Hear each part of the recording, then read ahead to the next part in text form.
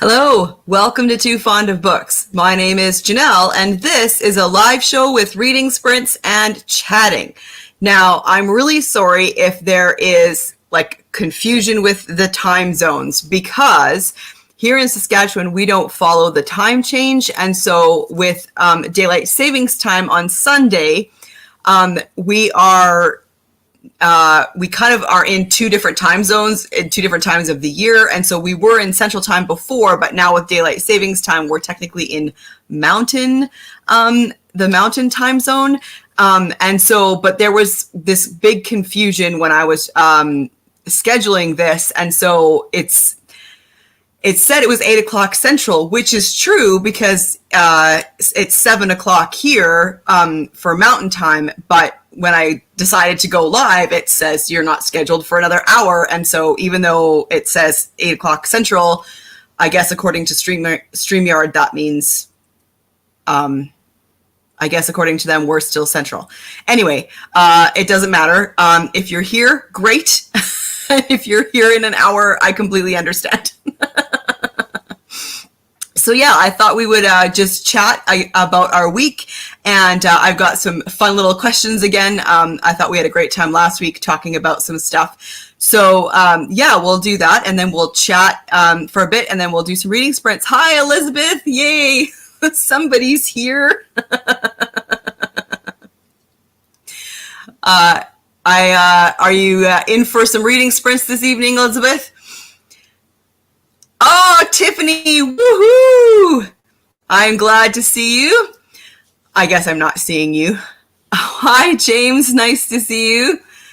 Emily, hello. Oh, I'm so glad you guys are here. I didn't know if... Hi, Michelle. Oh, hi, Becca. Becca wishes that Ohio didn't follow daylight savings. You know what? It's so funny because it's only an hour, but it really does affect you, doesn't it? Like when we used to live in Manitoba, and Manitoba did follow daylight savings time, and even though it's only an hour, I found like it really knocks you out, and it can take a couple days to adjust. I totally get that. Hi, Michelle. Nice to see you here. Oh, this is so fun. I'm glad. I didn't know if the whole time change things was going to be an issue or not, but I'm so glad to see you guys here. Elizabeth. Ooh, copy editing a book. Nice. All right. Well, we will be productive, whether we're reading or crafting or copy editing. Carolyn, hi. Nice to see you. Michelle, hi. Nice to see you. This is going to be so much fun. So Elizabeth, yeah, the time change is hard. Carolyn. Oh, YouTube said it would be 10 o'clock your time? Oh, yeah, I don't know. I don't understand what's happening. But I'm glad that you're here. So I thought it would be fun if we had a little bit of a discussion before we did our first reading sprint about our favorite and least favorite tropes. And so tropes are really popular, really common in mysteries especially. So I thought we could have a little chat about what are our favorite tropes and what are our least favorite tropes in mysteries.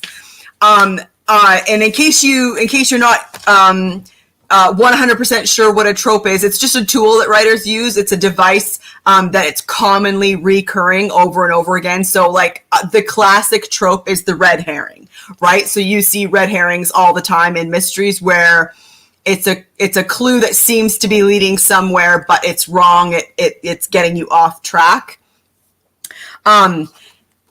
So let's talk about tropes. I have a few that I really, really love, but I thought it would be really interesting to start this off by talking about The Butler Did It, because that is a trope that everybody knows and everybody like jokes about. You often see jokes about The Butler Did It trope, especially on movies and TV shows too, as well as in books. And what's funny about that as a trope is it was never actually a thing. So for something to become a trope, it had to be overdone or done a lot in books.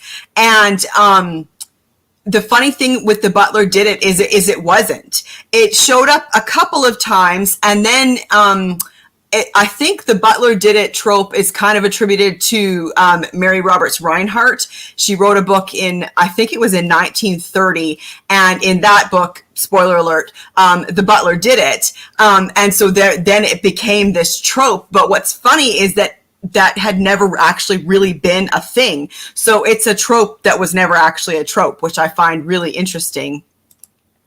Carolyn, oh, snowed in at a country house with the murderer not far away or amongst the group. Yes. So she's nailed it on the head right there. That is my favorite trope. I absolutely adore the isolated closed circle trope. So it doesn't have to be, they don't have to be snowed in, and it doesn't have to be a country house, but they have to be isolated in some way. So on an island, the classic And Then There Were None by Agatha Christie. Or again, snowed in is a classic way to isolate people. I read one recently where they were isolated because there had been a landslide and access was cut off to where everybody was. Jeremy, he remember. Oh, hi, Jeremy! Yay! Jeremy remembers the butler did it in the Short Circuit movies. Oh, that's funny. So yeah, I love the isolated closed circle mystery. Has to be one of my favorite tropes. And as much as it's possibly overused, I do really like the red herring. I mean, it's a classic in mysteries for a reason, right? Is to get you off on the wrong track.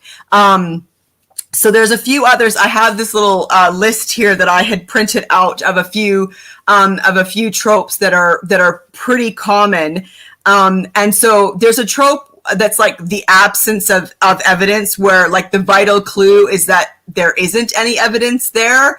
And I've been trying to think of an example of that, but I can see how that would be really clever. It could be really cleverly used in a mystery.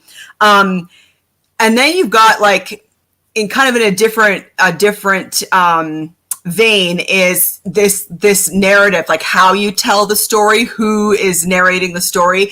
And you get those books where sometimes there's interspersing of the killer is doing anonymously is narrating the story, and usually it's interspersed in between the rest of the story. And it's interesting with that one because there's times when I don't mind that. That's okay. I just don't want too much of that, because it's really hard, I think, for the author to not give too much away with those anonymous killer narrations.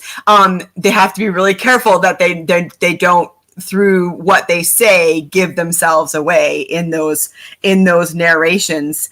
I like the the bluffing the murderer. So I always think of Murder, She Wrote here. She always did this in Murder, She Wrote, right? She knew who it was, but she didn't have the evidence to prove it. And so she would either bluff with the murderer that she had the evidence and could prove it.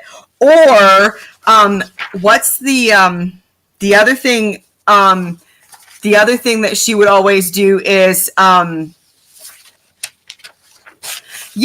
then she would say like, this, we know about this or whatever. And then of course the murderer would have to go back and get that thing that revealed it was them or whatever. And by doing that thing proved that they were the killer. Hello, Ambicraft Reads. Nice to see you. Fresh News 247. Hey, welcome back. Happy crafts. I'm good. I'm good. James, missing evidence. Chesterton and the Holmes story you read, the dog that didn't bark. Oh yeah, from Silver Blaze, meaning the dog must have known the killer. Yes, so that's a perfect example of the absence of evidence is the evidence. So the dog didn't bark. Therefore, the dog knew the killer, then that can prove who the killer is. Oh, James likes the dying message trope. Yeah, that's good. So you get someone who has been killed or is being killed, and before they die, they kind of get um, a certain amount of information out. And now I'm trying to think. That's what happened in The Man in the Brown Suit, isn't it, with Agatha Christie? So she's at the underground, about to get on the train, and the man in the brown suit is dying, and he says something. I can't remember what he says, but I think that's what you're referring to, right, James? That kind of thing. Um,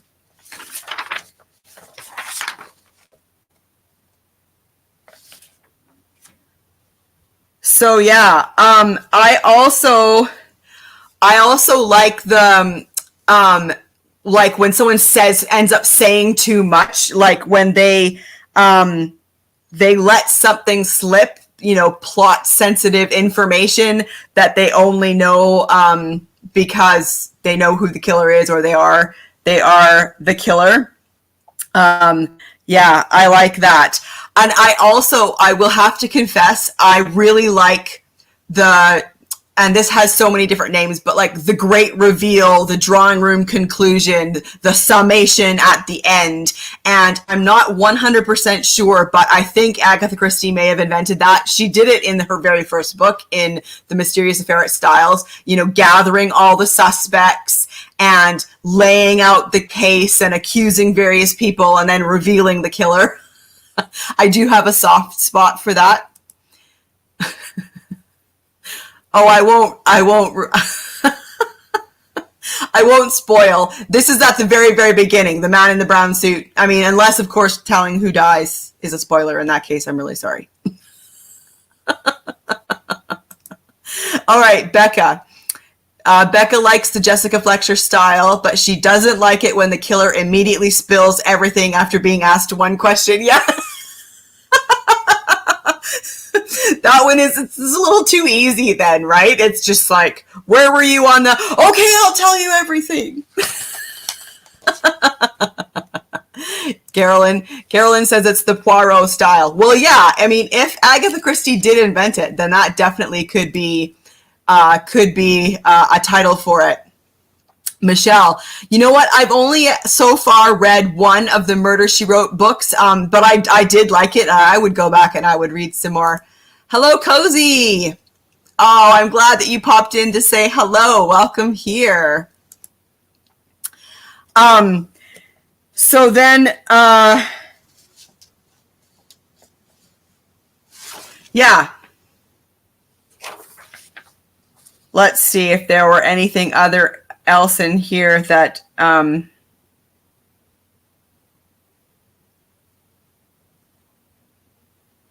yeah. So that's kind of the tropes that I like. So let's talk about some of the tropes that are maybe not your favorites, that you maybe think are like really overused, or you just don't really like when the author goes in that direction. Ambi, you need to read more mysteries? Sure. If you want. I say read what you like. Read what you love. And if you want to read more mysteries, read more mysteries. That's great. So as far as tropes that are my least favorite, I'm trying to think. Hicks picks. Becca likes the unreliable narrator. Yes, but it does get used a lot lately. Yeah, that's totally true. That's totally true. And I actually just recently read a book, and I'm not going to spoil anything, but it had 3 narrators. And a really strong argument could be made that all 3 of them were unreliable. And I was like, I don't mind a little bit of that, but it can totally be overdone. The other, I honestly, I think dual timelines are totally overdone right now. Cozy, the main character dating a cop. Yeah. So that's one that you don't like, Cozy. What's interesting is I just finished a cozy this afternoon. The Plot is Murder by V.M. Burns. And I really appreciated the fact that there was no dating of cops in that one. There was no relationship at all because the main character was actually a widow and her husband had just died 6 months ago or something like that. And so, yeah, like I appreciate when that doesn't have to be in there because some things are just really overdone. And especially in cozies, the main character dating a cop can be completely overdone. Marilyn, hi, nice to have you here. She doesn't like the unreliable narrator either. Yeah. Carolyn doesn't like it when an author makes the killer really easy to spot and it's the person you suspect right from the beginning. I don't know if that's so much a trope as in maybe just bad writing.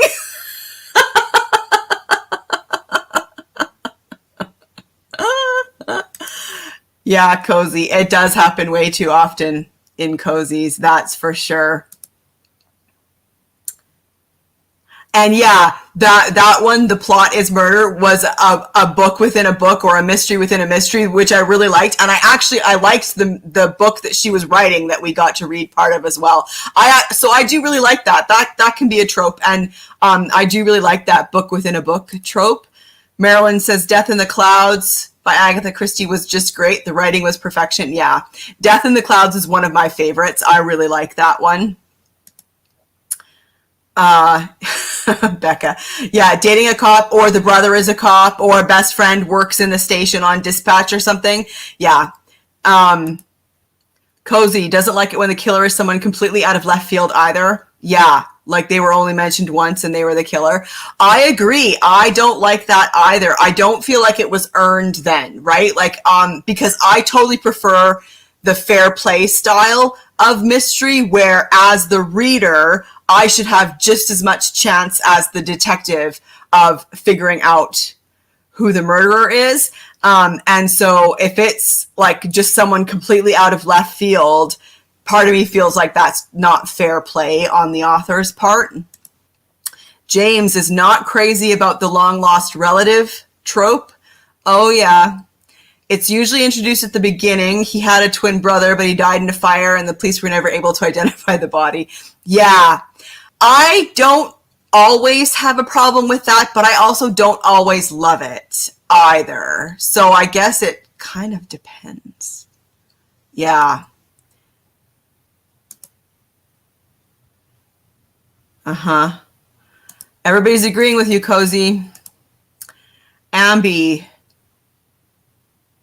Oh, you don't know enough about the tropes in them. That's okay, because I honestly think, like, I have this list here that, you know, they've been given names and stuff, and I think, like, we know what the tropes are, we just don't know what they're called, I think. for a lot of mystery readers, we kind of know, like, the things that come up over and over again. We just may not know if they have a title or not. Carolyn doesn't mind it if it's someone who you suspected and you couldn't predict the motive. Okay, yeah, that's totally true. I've done that before where I've called the murderer, but I haven't been able to figure out why yet. And I actually don't mind. I don't mind if I can figure it out. I just don't want to be able to figure it out too easily. I think that's the... And I don't know how to decide if it's too easy or not. But so Tiffany says in mysteries, she's not a fan when the sleuth runs into the most dangerous situations without any thought to safety. Yes, I totally agree with that. And actually related to that, I was just reading a book too. This was an arc I was reading for a review. And this wasn't something I was going to say about that book in particular because it happens a lot where near the end, the amateur sleuth figures it out, but will not tell anybody else because they're not 100% sure. Do you guys know what I mean? So it's like in this book, she was with, you know, the group that she's been sleuthing with, and they said, oh, have you figured it out? Do you know who it is? And she's like, I don't want to say anything because I'm not 100% sure. And then she runs off and gets herself into trouble. So like, and that happens a lot, right? And I get why, because the author wants to wait till the end for any big reveals. But I still think that drives me crazy. Like maybe they should be telling their group, but just not revealing it to the readers yet.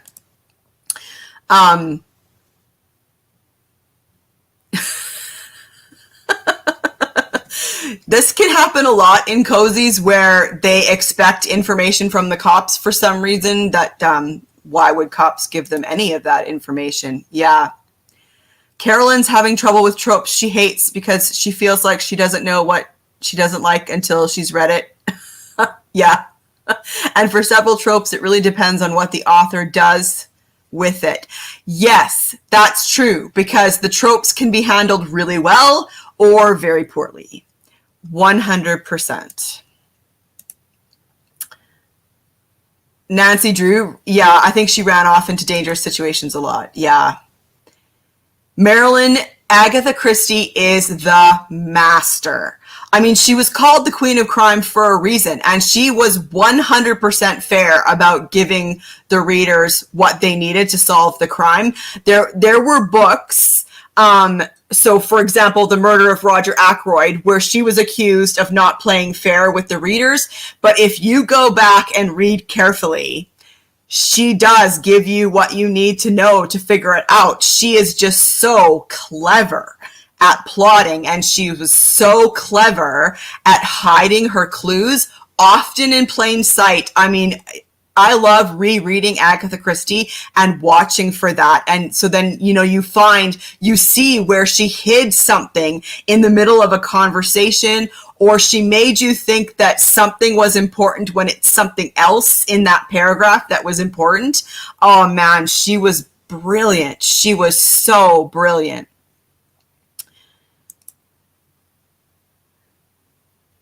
If the writing is great, I don't mind bad plot points. Yeah.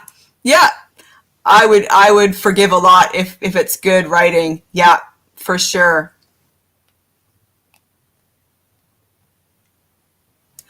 Donna, hello. You were watching the live stream about The Bachelor Girl's Guide to Murder. Did you read that book? I don't think we spoiled it a huge amount, but we did spoil it a bit in there. So that was a fun book. So The Bachelor Girl's Guide to Murder is a historical mystery set in Toronto in 1910, which was really fun, and played around a lot with Sherlock Holmes and Watson. That was really fun. Carolyn, twists on classic tired tropes. That is clever. If an author can do that well, yeah. Becca, the person who has already killed someone doesn't kill the amateur sleuth, just spills their guts to the amateur. That totally happened in the arc that I was just reading this afternoon, too.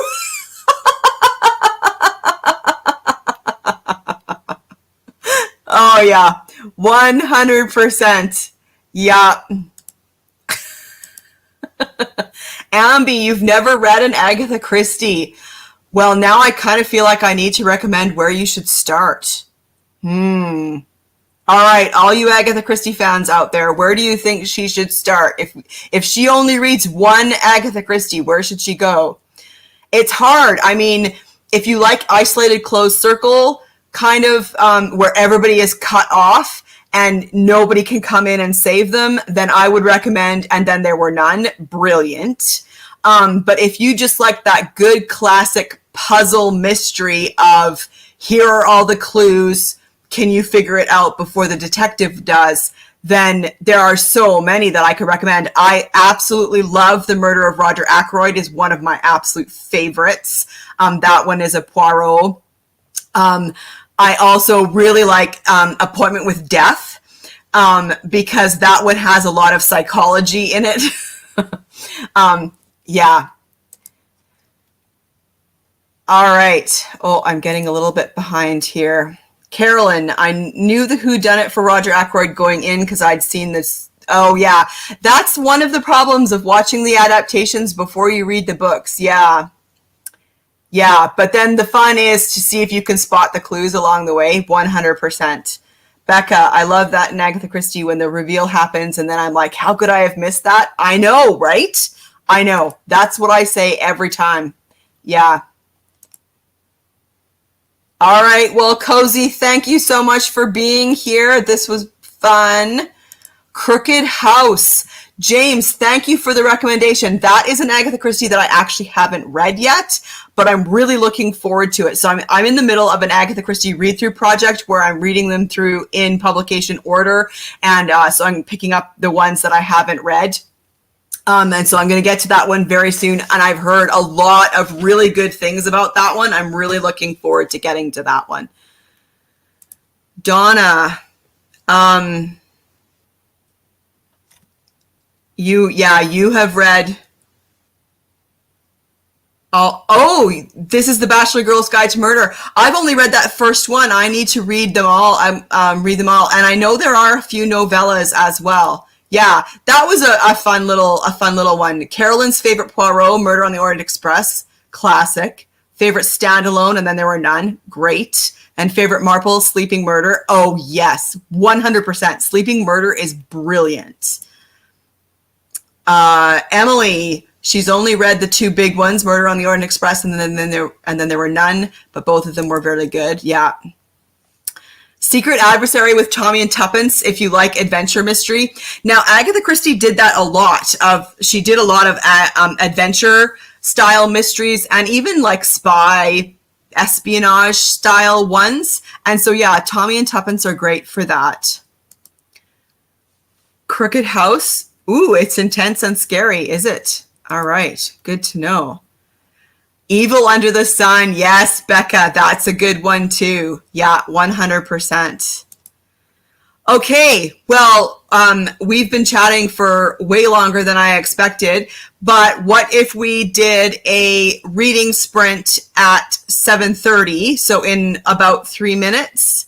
Are you guys up for a reading sprint in about 3 minutes? I think that would be fantastic.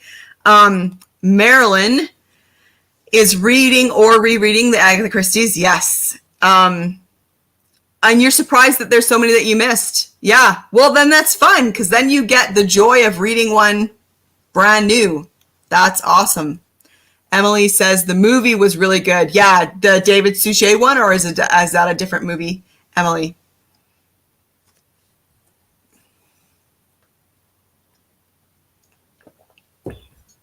All right, maybe I will quickly show you my stack of what I'm reading tonight, and then if you guys could let me know what you're reading tonight too, that would be awesome. So I'm hoping to finish The Curious Incident at Claridge's by R.T. Rakev. This is he's Bulgarian, but has lived in England for a long time. Although, and this one was published in 2010. This one is really fun because this one's modern day, but it's very much in the style of Golden Age mysteries, very much like Agatha Christie. And so even though it's modern day, I'm constantly thinking it's the 30s. It's hilarious, actually. But I'm really enjoying this one.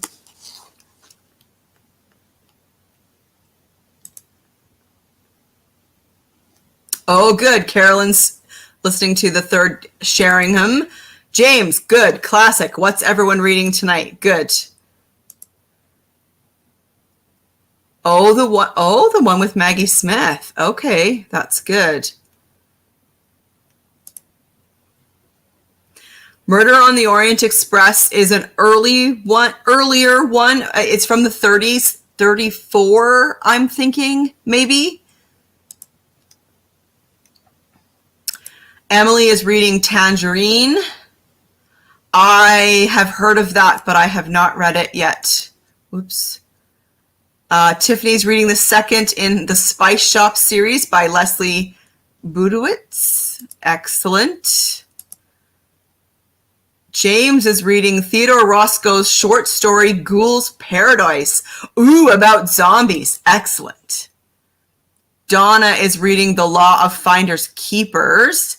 Ooh, a middle grade book. Fun. Michelle is reading a ghost story. Oh no, Ghost Story New York by Jim Butcher. Wait. Ghost Story New York, Jim Butcher and Lily Batlow, The Mystery of Jane Doubt by C.R.I. Fergut. Interesting. Donna, you really liked Tangerine. I'm going to have to get to that one. That's set in the 50s, that one, isn't it? Or part of it is. Jeremy, you have got an arc from NetGalley. Surgrus Blackmane, Demi-Human Gumshoe, and the Dark Elf. Wow, that sounds awesome. Ooh, Becca, you're doing a Dorothy L. Sayers? Which one? I also have as a possibility to keep reading in Strong Poison. This is a reread for me, but I'm quite enjoying this one too. Yeah, the 1950s. Yeah. All right. Well, we're already a little bit late, but let's go with a reading sprint. If everybody is okay with that, I'm going to set the timer for 20 minutes and we will start now. All right. Good luck, everybody.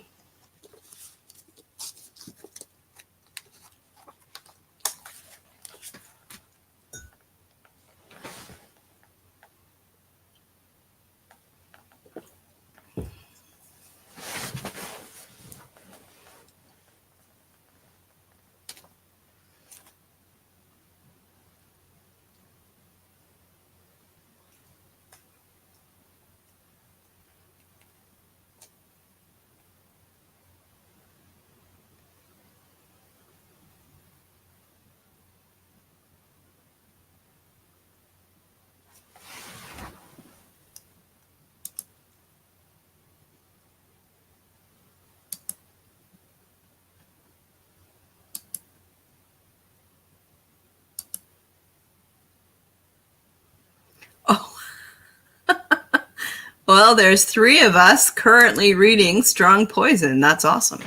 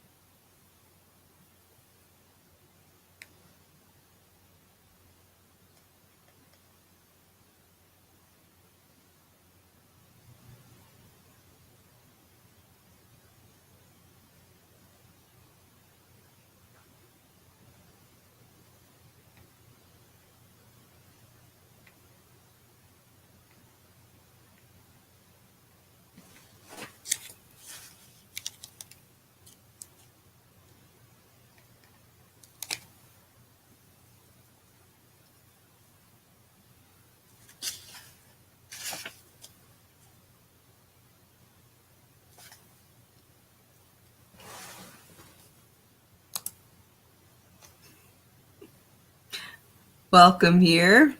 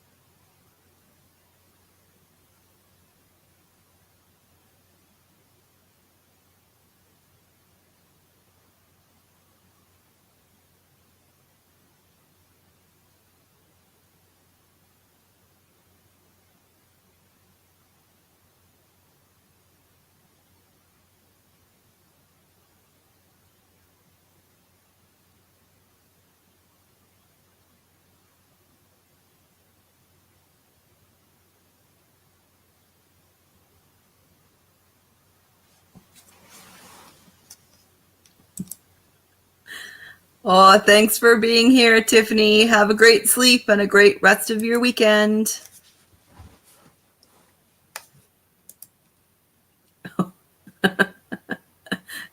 Thank you. I have some pretty fun ones coming up for next week, so yay.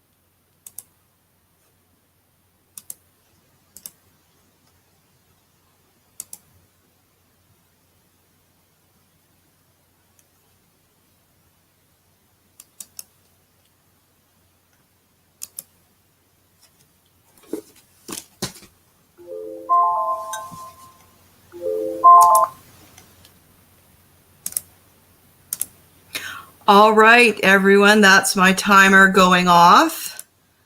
So that's 20 minutes. How did your reading sprints go?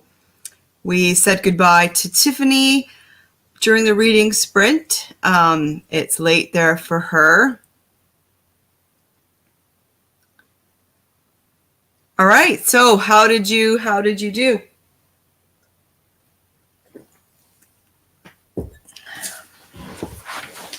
This one, The Curious Incident at Claridge's. This is an interesting book, and it's partway into the series. There's been a few other books before. It's Antonia Darcy and Major Payne are the amateur sleuths in this one. He's a private detective and she's a mystery writer.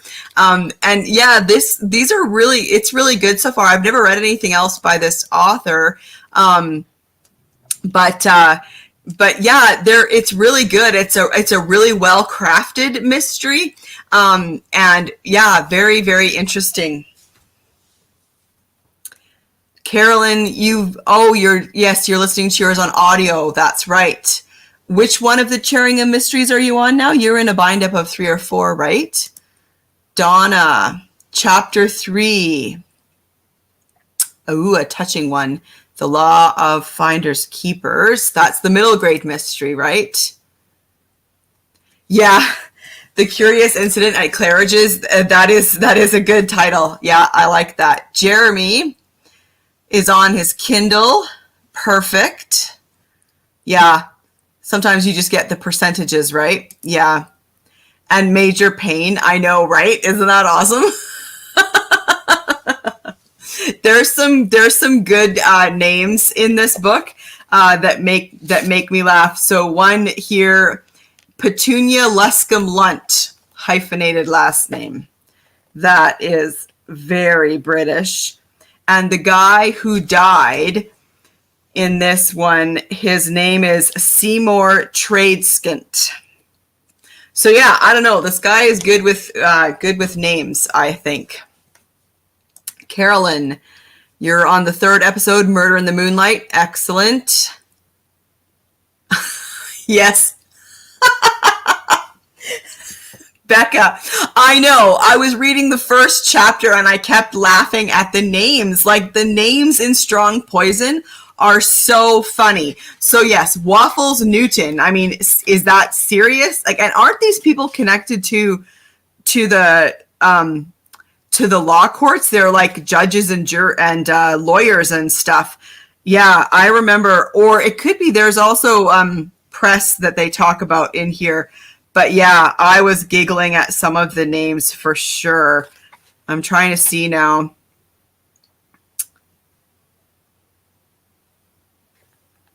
I'm not going to be able to find them now that I'm looking for them, right? That's always the way it goes.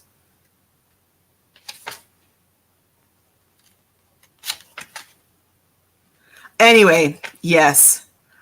Waffles Newton. Yeah, that's pretty awesome. Ambi Crafts Reads listened to Brownies and Broomsticks. Nice. There's lots of audio listeners tonight. That's great. 10 pages in, Michelle. That's good. Historical fantasy. Interesting. Yeah, that would be really interesting. Ambi Crafts Reads chapter 7. James, a character named Mule Lickett. That is awesome. Oh my goodness. Yeah, that's pretty good. Okay, so we were talking earlier about tropes, favorite and least favorite tropes. So then I started thinking about endings in oh yeah, Becca. I think it was like the report. There was more than one reporter with an odd name in Strong Poison. I'm pretty sure. Did he own a mule? Okay, so thinking about tropes led me to thinking about the ending in mysteries. Now, I'm not talking about spoiling things here, but like kind of the direction that mysteries can go in. So what do you prefer? What style of ending do you prefer?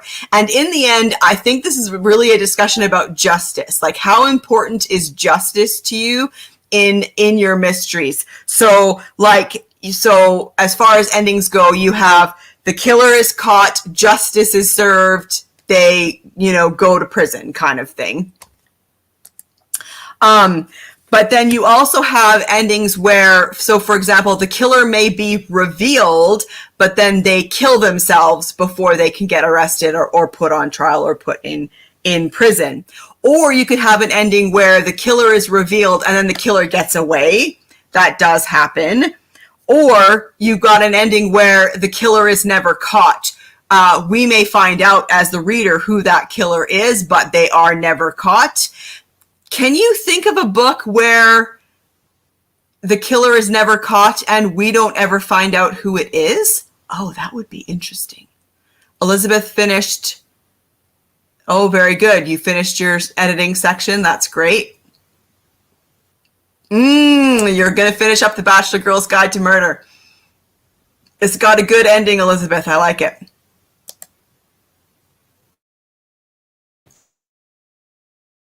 About endings, like, is justice important to you, or do you like it sometimes, depending on who the killer is, if they get away, or like, does it still feel like justice if they kill themselves before they can be arrested, or or do you have a preference, or does it really matter? In the end, you just want to know who the killer is, kind of thing. Lee, hi Lee, nice to have you here. A lot of time the killer is caught and that's it. You don't get a resolution. Interesting. That's actually true. That can be true. Yeah. Jeremy, I remember one book where the wrong person being taken away from the murder, but the readers knew who the killer was. Interesting. And so the killer let the wrong person just take the fall. Oh, that's interesting. Okay.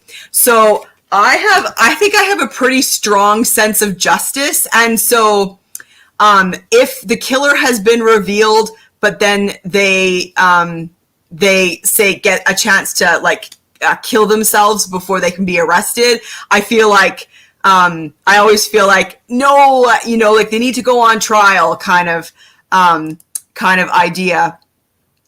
Donna, I feel murder mysteries are moral plays, so justice must be served, but the killer can be redeemed in some instances. Interesting. Yeah, that's true. And I think I agree with you about that. Like, I like a mystery where justice is served. Definitely. So the kinds where the killer gets away, I'm not into those really at all. I feel like I missed out then. Becca, you want justice too? I like a nice, neat little wrapped up package on the ending. Definitely. I do too. I want it all wrapped up, and I like a good denouement. I also don't really like the endings where it's just like, bam, there's all this action. Here's the killer, done. And then suddenly the book's over and you don't get anything else. Elizabeth, she doesn't think that kind of book would be very satisfying. No. I'm assuming you're talking about the one where the killer gets away. Yeah, I don't think that would be very satisfying either. Yeah, that would be an interesting ending. I don't know. Carolyn says, this isn't in a book series. It might be, but I haven't read them. But in one of my favorite cozy murder shows, there's a recurring villain who continuously gets away. But I never mind because he's a favorite villain, so I like that he keeps coming back. What show are you talking about? Oh, that's interesting. James, before justice is served of a good few false solutions. Oh, yeah. I liken it to a few extra loops on the roller coaster. I don't like roller coasters at all, James, but I get what you're saying there. Yeah, like, here are some possibilities. Nope, that's not what actually happened. Here's the truth. Yeah, that's true. She died a lady. So this is John Dixon Carr. Maryville lets the killer go because the killer was important to Maryville's best friend. Interesting. Interesting. So I actually kind of, I mean, as much as I like justice being served, I do kind of like reading about those moral dilemmas with the detectives, and in their mind, if they can justify it, if they can say justice has been served, even though it may not be the justice that everybody is expecting, then that's good. Yeah, so those moral dilemmas, that's interesting.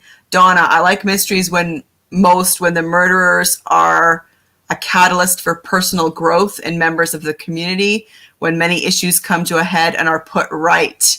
Yeah, interesting. Yeah, I agree.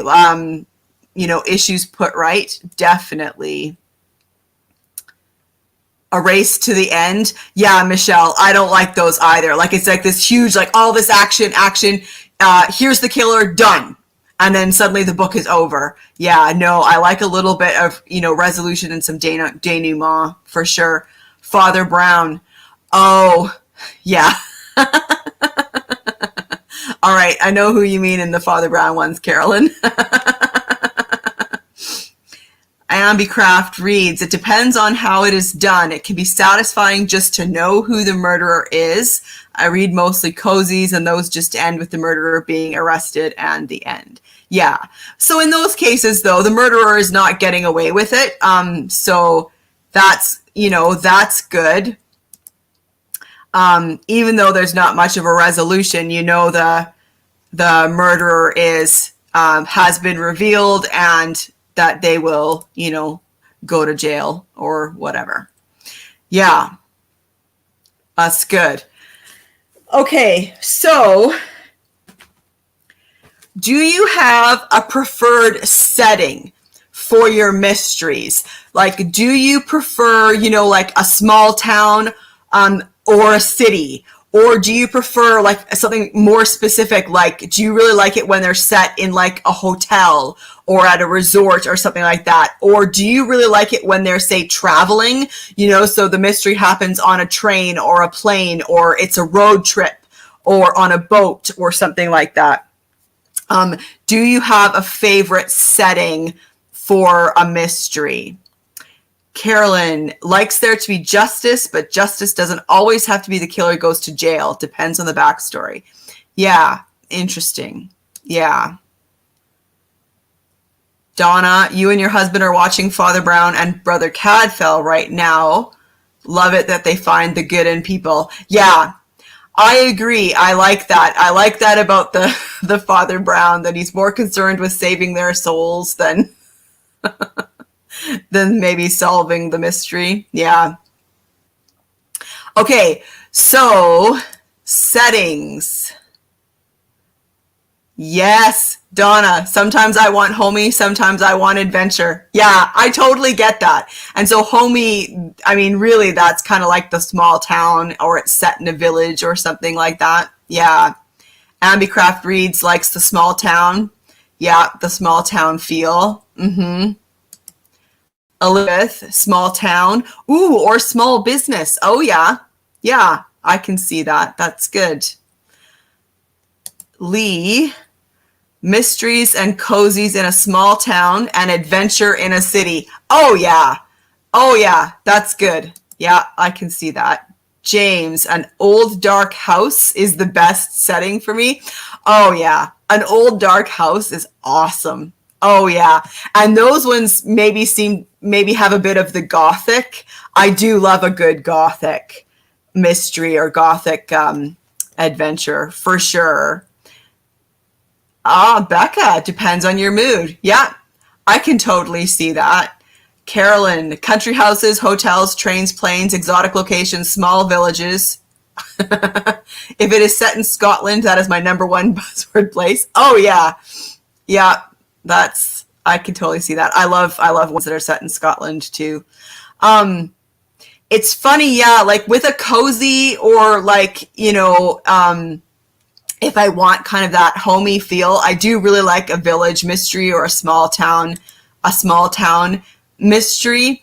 But there are times where I really like a good traveling mystery. So it's set on a boat or on an airplane, on a train. I do really like those because I like the constriction of not being able to leave because it's happening while in travel, right? So, you know, if the train is traveling, you know, you can't get off and the action's happening in this constricted space. I really like that, and that those tend to be closed circles then because you can't leave. Carolyn, yeah, that's why the Winter Sea was so great. Carolyn and I did a buddy read of The Winter Sea by Susanna Kearsley, which was really good. That was set in Scotland. Ooh, Becca, did you like The Anatomist's Wife? That is a great series. So that's the Lady Darby series, historical mysteries set in Scotland in the 1800s. I want to say early 1800s. Is that right? Like 1830s, I think. Becca, what did you think of that book? Yeah. So there are times when I definitely like a good traveling mystery. But like if I had to choose between city or small town, I don't think I know what I would choose. Both have good elements to them, for sure. Yeah.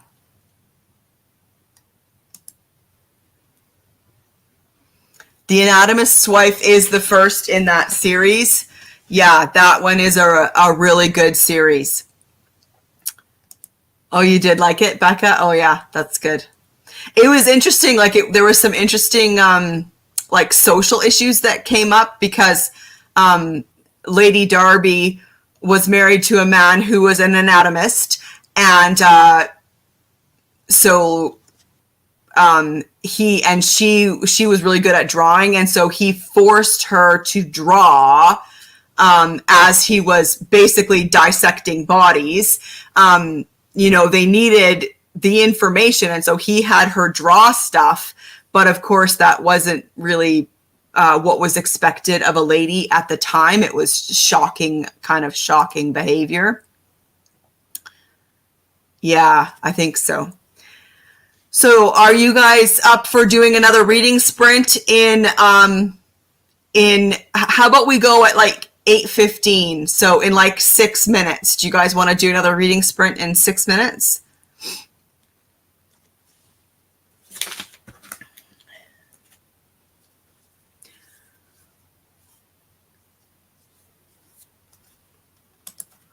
Yeah, Carolyn, I think that you would like it. So she goes up to she basically goes up to hide to her sister's place up in Scotland, and then the rest of the series is set in Scotland. So that right there, you would like it. But it's got good characters, it's an interesting time period, and the mysteries are always really good.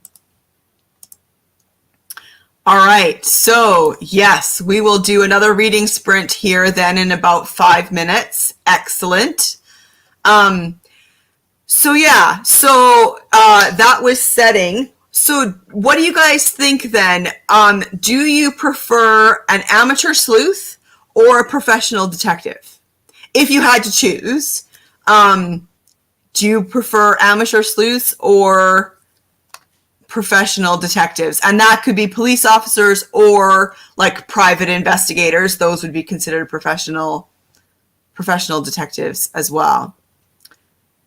And that one is so tricky because, like, if I had to say, so Miss Marple is an amateur sleuth 100%, but I would say that Poirot is a professional detective, even though he's not, like, you know, he hasn't technically hung his shingle out, as it were. But I would say he's a professional detective. So it's kind of hard to, I don't know if I would be able to pick one over the other. There's some really, really great amateur sleuths, but I also really like a lot of professional detectives too. I mean, I love the Kinsey Milhone series by Sue Grafton, and she's a private investigator. Jeremy says, an amateur is usually more fun, but I love to read both. Interesting. And actually, I think you're right, Jeremy. The amateur sleuth is a little more fun because they're amateurs, and so they're kind of almost bumbling through an investigation. Abby Craft's amateur. Carolyn couldn't choose. So you're reading one with both an amateur and a professional detective teaming up. So that's the best of both worlds. That's perfect. So we are going to go with another reading sprint then in about 3 minutes. Carolyn, Miss Marple, Poirot. Oh yeah, and Hamish Macbeth. I love Hamish Macbeth. That series is so entertaining. And yeah, he's 100% a professional detective, but it's totally a cozy series where you expect an amateur sleuth, but he's a professional. And what's so funny is he is a really good detective. Like, he picks up on things, he's observant and clever, but just not ambitious at all. He doesn't want to leave his village, and so he can solve all these murders that happen in his little area there in the Highlands, but he doesn't ever want to advance in the police force. Donna agrees with Jeremy. Michelle, amateur sleuths. Yeah. And yeah, the amateur sleuth one definitely are a little more lighthearted. They're definitely fun. The first book in the Hamish Macbeth series, Becca, that is a very good question, and I am not 100% sure. It's going to be Death of a something, and I'm just looking it up here right now, actually, on Fantastic Fiction. Death of a Gossip from 1985. So that series has 33 books. And of course, MC Beaton has now passed away, so that's it. Although it looks like there's one coming out potentially in 2022, so there may have been a partial manuscript that was finished. But that's a long-running series that is really fun.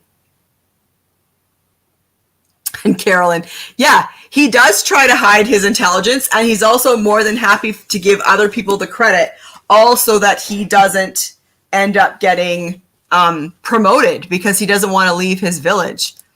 Yeah, Michelle. The Hamish Macbeth TV show was good, and it felt slightly different from the books, a little bit. It was a good show, though, and yeah, I think that you would like the books. How are you enjoying The Lost Apothecary?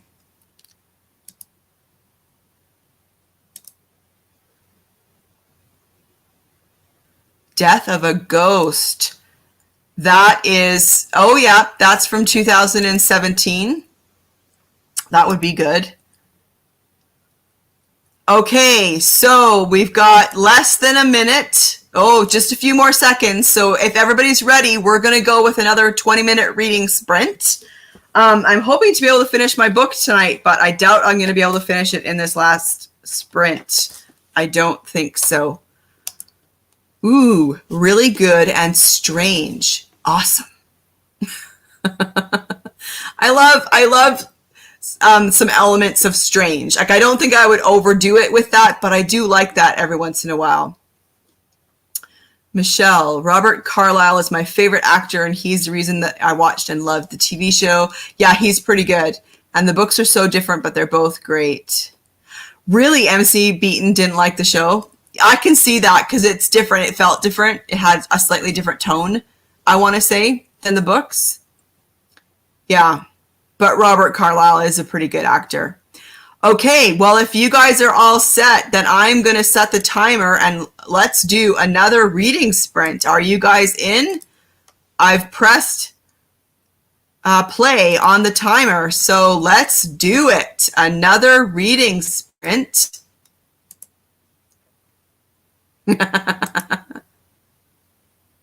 We're talking about the Hamish Macbeth TV show. It was a series in the 90s, I want to say.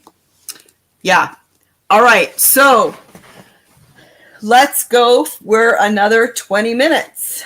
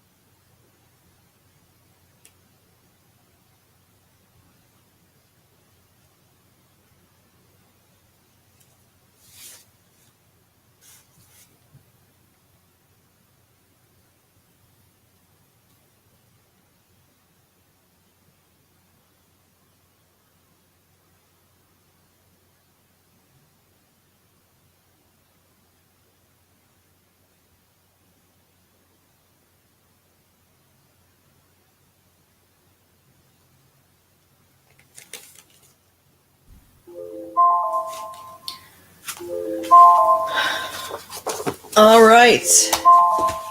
There goes the timer. 20 minutes is up. I was just getting into a really interesting part there too. Oh well. We can come back to it. All right. So, how did your reading go? There's an interesting connection in this one to Wallace Simpson, which is funny. So the guy who gets killed, Seymour Tradescant, has a ring that he calls his Wallace ring, which is interesting.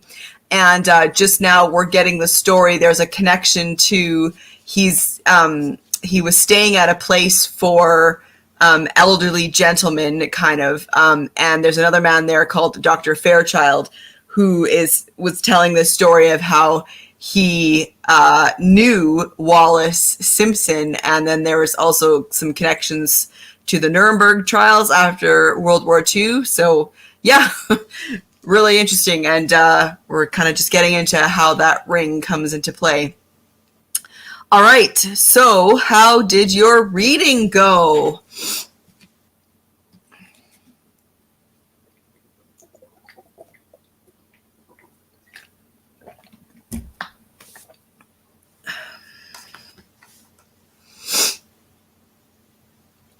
Oh, everybody, are you still reading? Are you frantically trying to read the end of your paragraph or your chapter?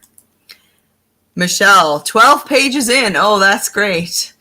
Breezy-Ann, hello. Welcome here. You're settled in from work, eating some dinner. Oh, and you've cracked open The Scapegoat, Daphne du Maurier.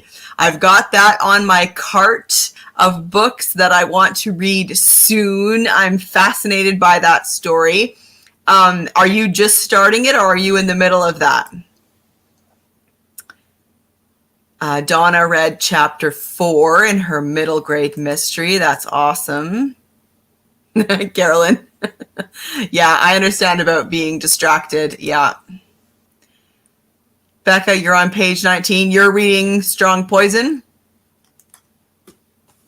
I'm not super far into mine either. Oh, I guess I'm on page 47. Abby Craft reads, finished chapter 7, listened to chapter 8, and started chapter 9. Wow, really good. Carolyn, you're reading one. This is the Cherringham one. An interesting murder where the victim has a severe food allergy and the murderer uses that against them. That is a very scary way to go. Yeah. It is. And it's also like really cold, I think, when a murderer uses someone's weaknesses like that in order to kill them. I think so, definitely. Jeremy, good reading. This story is hilarious. A grumpy dwarf PI in the 1920s with fairies and elves. Oh, that sounds so fun, Jeremy. I love it. I love it. Breezy-Ann, you've been using it for reading sprints. The Scapegoat, you're on chapter 7. All right. Awesome. Carolyn, yeah, very cruel. You're listening at 1.75 speed, Abby Crafts? Yeah, that's good. Yeah, I need to speed it up a bit too when I listen to audiobooks. Yeah. Because I kind of feel like I need to read or listen to this a similar pace to how I would read it myself. Yeah. Is it a fairy tale mystery? I would like that. Are you talking about Jeremy's book, Carolyn? He's reading, yeah, it's like a fantasy. It seems like a genre blend for sure. Historical fantasy mystery. It sounds good.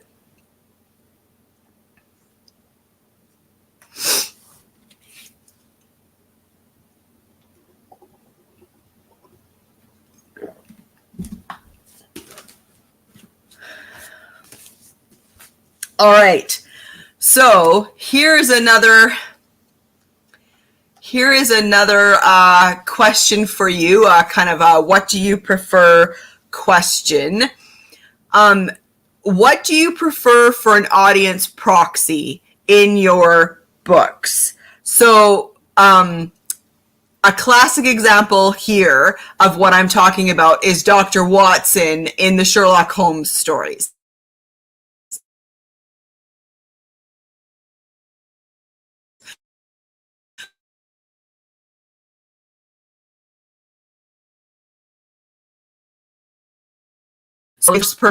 I'm sorry, can you guys still hear me even though my screen is blanking out?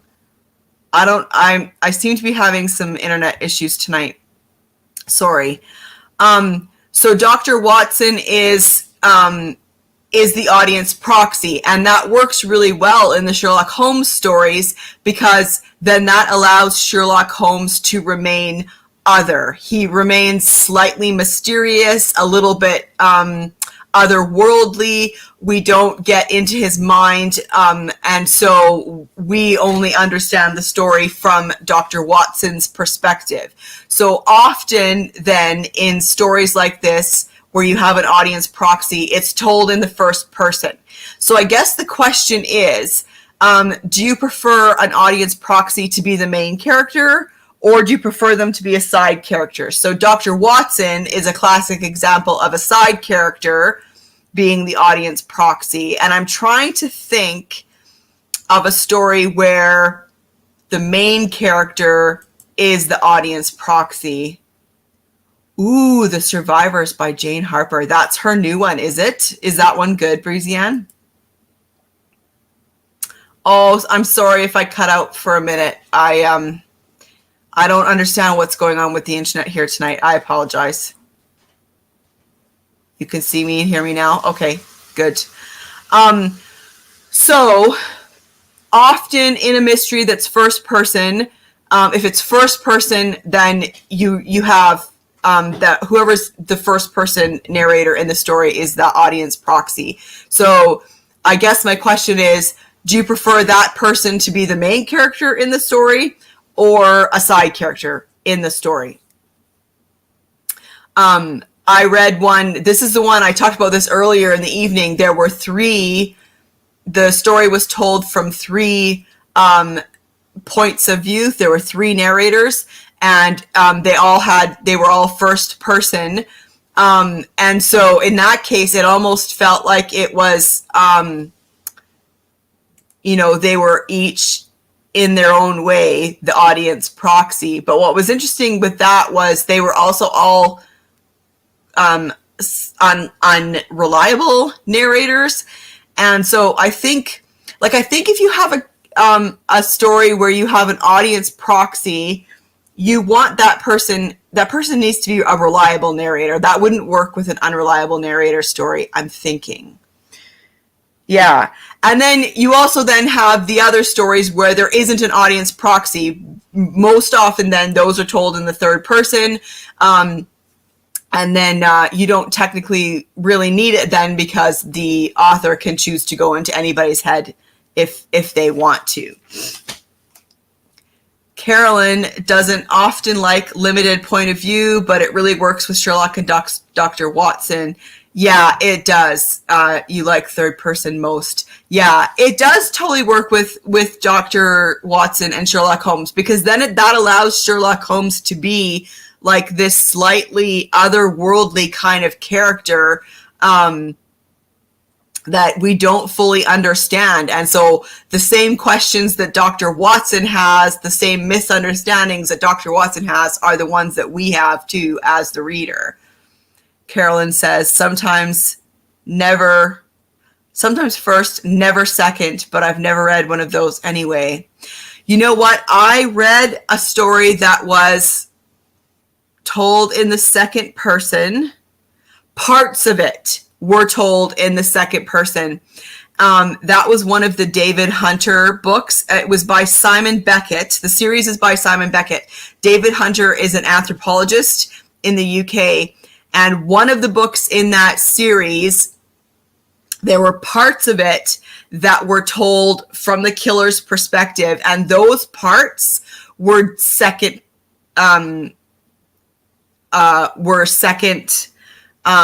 person point of view, and they were really disturbing. So second person point of view is when the person is saying, you are here and you are doing this and you are doing that. And so because it was coming from the killer, it was really disconcerting. Like, it really made me uncomfortable because I felt like I was supposed to identify too much with the killer. And, the killer was saying, you were doing this, you were doing that.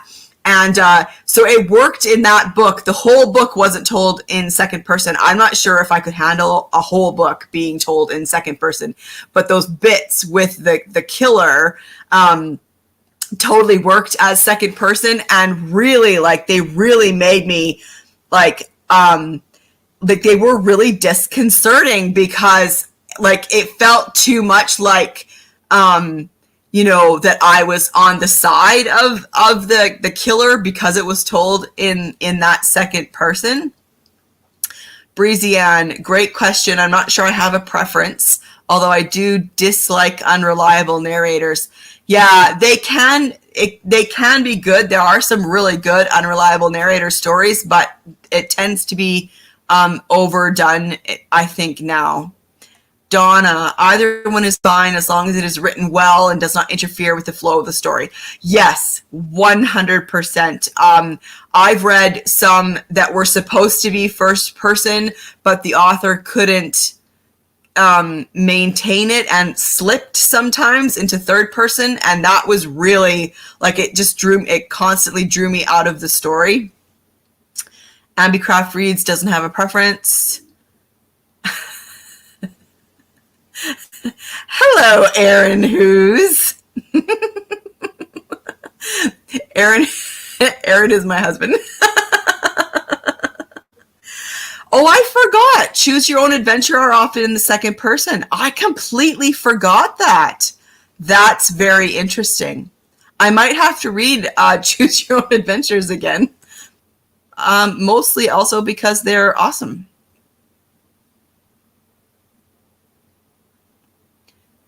Lost in Austin. Carolyn, was that a Choose Your Own Adventure? What are you talking about? Lost in Austin. Jane Austen adventure.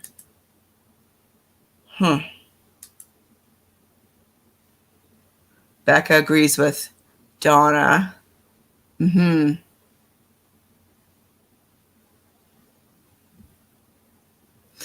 Yeah. I think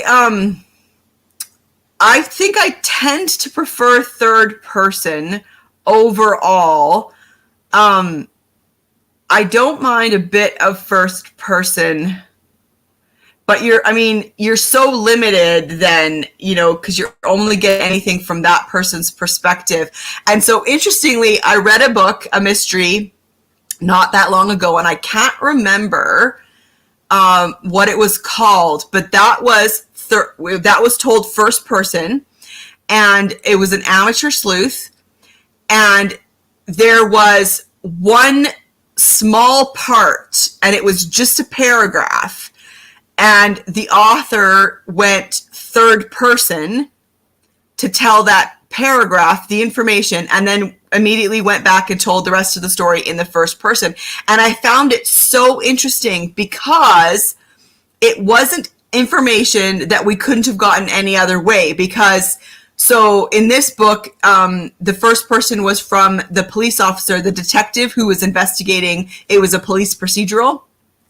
And this father and son are fishing at the river, and they fish up, like they catch a phone. They catch a phone.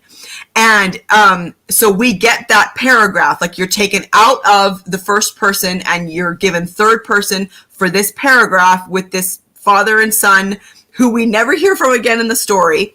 They find this phone, and then they decide to take it in and hand it in to the police. And then it goes right back to the first person, because when they get to the police station, the detective on the case gets called, and she gets there and she says, what happened? How did you find this phone? And we get the exact same story again, all of it from the first person. And so part of me wondered if maybe it was like in editing that paragraph just got missed because it didn't need to be there. And maybe like at the last minute, the author had decided to do all first person or something. But it's interesting because sometimes I can see how a writer would decide to do first person and then realize there's information that I need to put in the story, but how do I get it in there when I'm only telling the story from this one person's point of view? It can be a little bit tricky.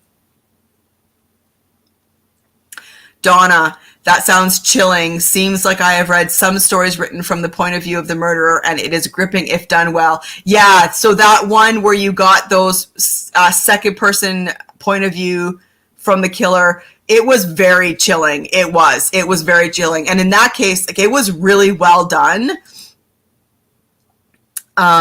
Breezy Ann, you read Lost in Austin, very unusual. I think I'm missing something. Is that a choose your own adventure? Or who wrote Lost in Austin? Carolyn. Oh, the Lost in Austin TV show. That's a good TV show. I've seen that. There is a Jane Austen choose your own adventure called Lost in Austin that was really good. Really? I'm going to have to try and find that. That sounds great. The author was too harsh on the reader, depending on their choice.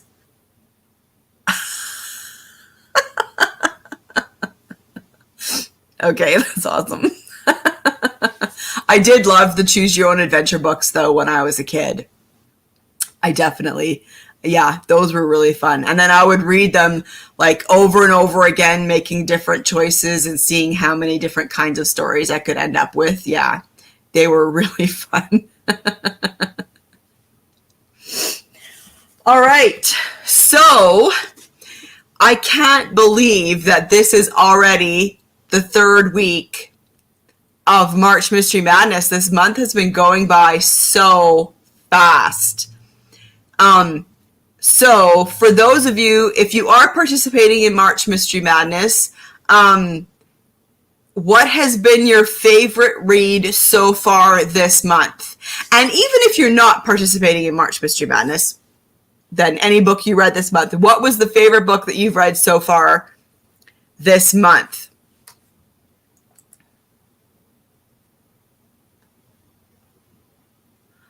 Oh, and now I've never read The Lovely Bones, Carolyn, but you get a lot of the killer perspective. Okay. Yeah. Yeah, it can be a bit too much, especially when you get some of those, like, really crazy psychopath kind of killers. Yeah.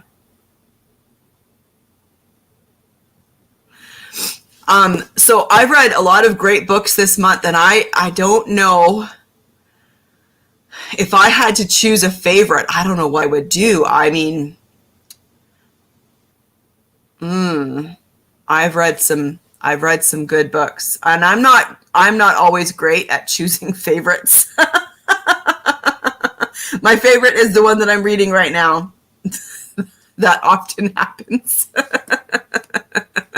What's great is I haven't really had any big duds. I mean, there was a couple that I read, that I started to read, and I knew right away, like within 10 pages, that this wasn't the book for me. And so I just went on to another one. I haven't had any where I've gotten like, most of the way through or read the whole thing and then ended up not really liking it. I've had a really good reading month so far. How about you guys? Have you had any favorites? Or have you had any big duds? Like, have you had any books this month that you just really did not like at all? And I guess then along with that, do you always finish a book when you've started it? Or are you okay with putting a book down if you think this is not for me, I can't finish this book, I'm going to move on to something else? Or do you always finish the books that you've started? Donna has been in a reading slump. So the Mowendale, that's the middle grade. That's good. Yeah, that's good. Becca, Best Mystery, The Distant Dead by Heather Young. I haven't read that. Best book overall this month was The Thief and the Beanstalk. Ooh, a middle grade twist on Jack and the Beanstalk. Interesting. Sounds good. Leo, you read a book called April Fool's Day? Who's that by? Jeremy, I've read a lot of great stuff this month. Ooh, I really enjoyed Moll Flanders, the end of the first Law series. I can't pick a favorite yet. Interesting. I have never read Moll Flanders. That's Daniel Defoe, right? I think so. Breezian, I think my favorite was The Legend in Green Velvet by Elizabeth Peters, just because it was so fun. Interesting. Is that a Vicky Bliss, Breezian? And then Endless Night by Agatha Christie was the best if I had to pick. Ooh, yeah. Endless Night. That's a good one. Carolyn. The Cherringham books. And you've started, Thunder on the Right by Mary Stewart. I have that one, but I haven't read Thunder on the Right yet.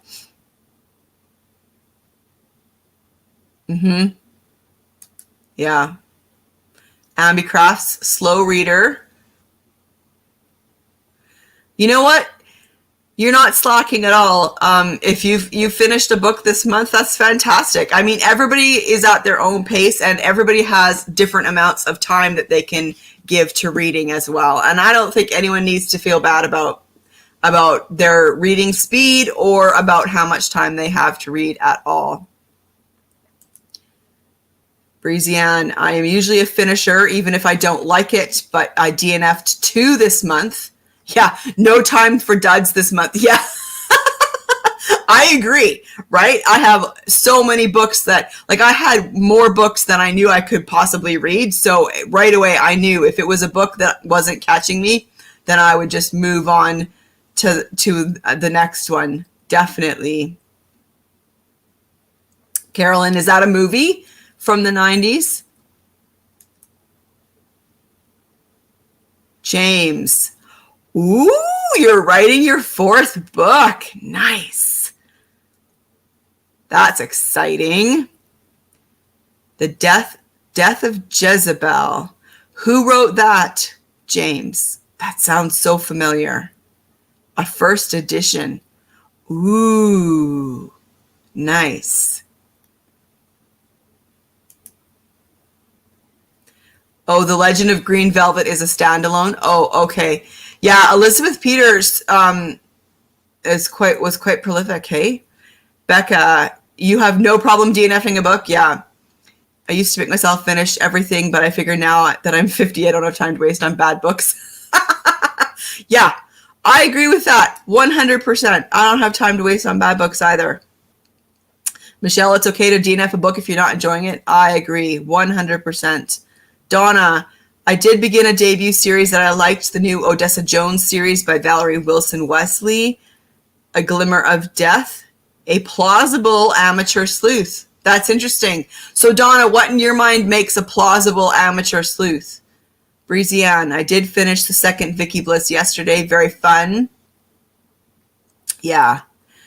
That's great. I mean, that's so great to have the possibility of listening to audiobooks, especially if you spend a lot of time in your car. Yeah. I agree, Michelle. Reading is supposed to be something we enjoy. 100%. Yeah. James.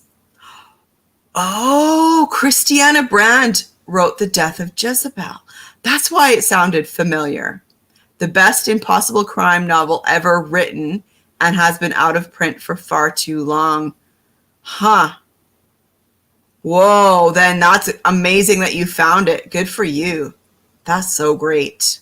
I have a few of hers, but I do not have that one. Now I want it.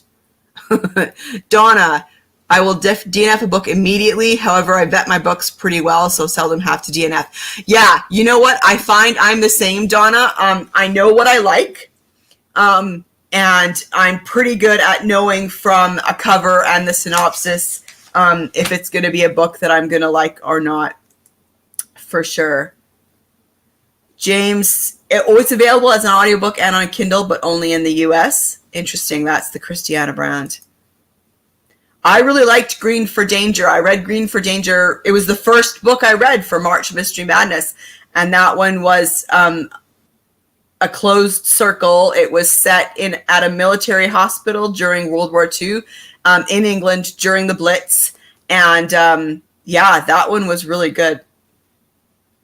Carolyn says it's absolutely okay to DNF. There are too many books in the world and not enough time to read to waste reading something we don't like. Yeah, 100%.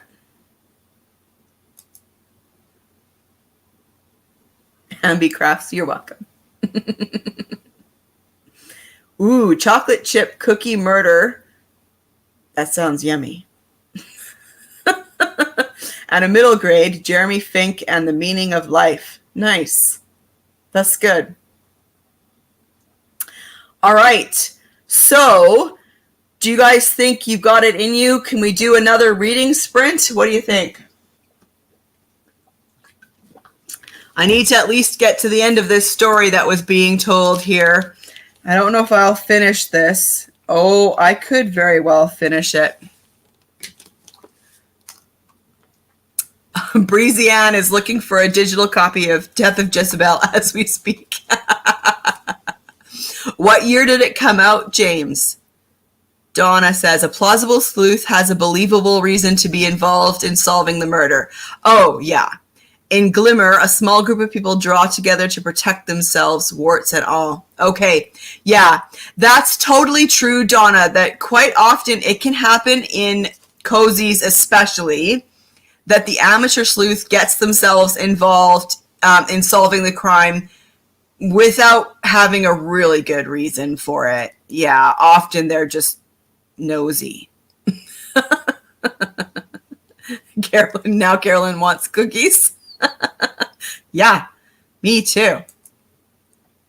James, what is your first book? I want to look this up now. Oh yeah, James's books are great. I read, he wrote, James, I'm doing it again. I keep getting your books mixed up. You have a book called Goodnight Irene, but that's not the one that I read. I have Goodnight Irene on my list of books to buy. Shoot, the one that I read is set in a theater in the 30s, and it was really good. So James writes like impossible crime, locked room crimes. Yeah, really good.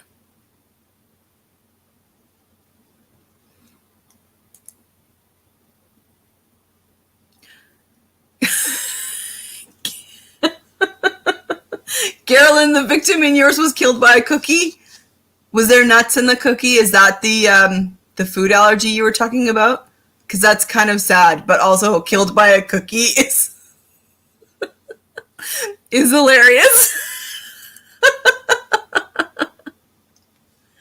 Ambi, I thought this live would only be 2 hours. Oh, well, the last 2 have been 3 hours, and so I'm happy to go as long as anybody would like to read. And I mean, stay if you want to stay, and of course, you don't have to stay. But yeah, as long as anybody's there that wants to do reading sprints, then I will keep going. So what if we did a reading sprint here at like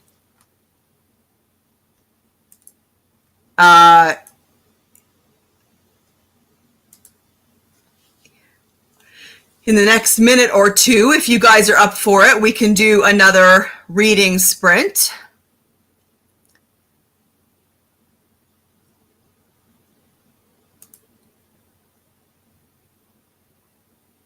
Breezy Ann, it's 9 o'clock there. You're off work tomorrow. Oh yeah, so you're good to go. I love it.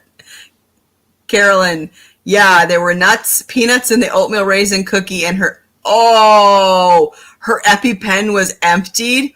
Oh yeah, that is cold. Ambicrafts, that's totally fine. Yeah, I mean, I'm so glad that you were here, and if you have to jump off because you're going to watch a movie with your sister, that sounds awesome, and I hope you have a really good time. Goodnight Irene is James's first book. Yes, and I read the second one, and for some reason, I always have a hard time remembering the name.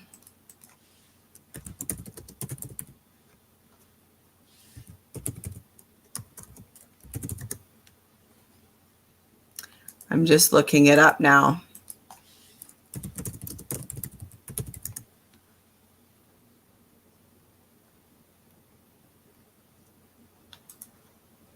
Oh, I know.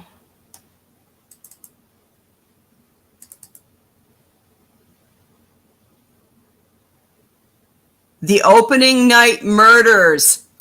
There it is. I don't know why I always forget that.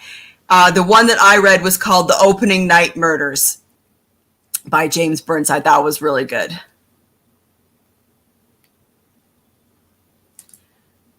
Carolyn, ooh, it's 11 o'clock there, but you're not tired? Sweet. Oh, I'm glad, Ambi. Thanks so much for joining us. Oh, Donna had a book called Goodnight Irene by Jan Burke, published in 93, a style contemporary of Sue Grafton and Sarah Paretsky. Oh, that's interesting. I've never read Sarah Paretsky. I mean, I see her books everywhere, but I've never read. Yeah, Becca, The Opening Night Murders, that's it.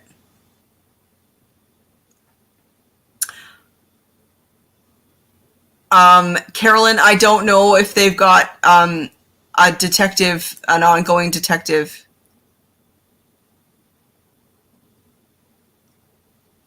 Have fun watching Riverdale. I'm so glad that you could make it, Ambi. Have a great weekend. All right. Well, if everybody is up for another reading sprint, then let's do another reading sprint at 10 after. So in 2.5 minutes. What do you guys think? Sounds good to me. I don't think I'll be able to finish my book, but at least I'll find the end of that story. I have like maybe 40 pages left in my book.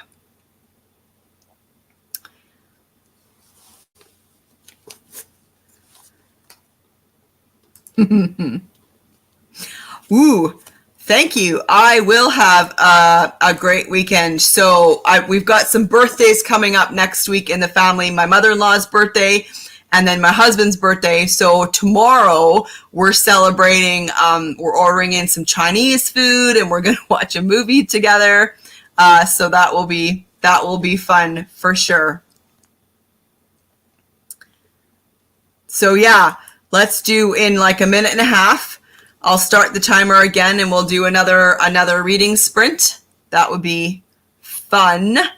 I gotta say, I love spending my Saturdays doing reading sprints with you guys. I mean, this has been such a fun part of March Mystery Madness for me.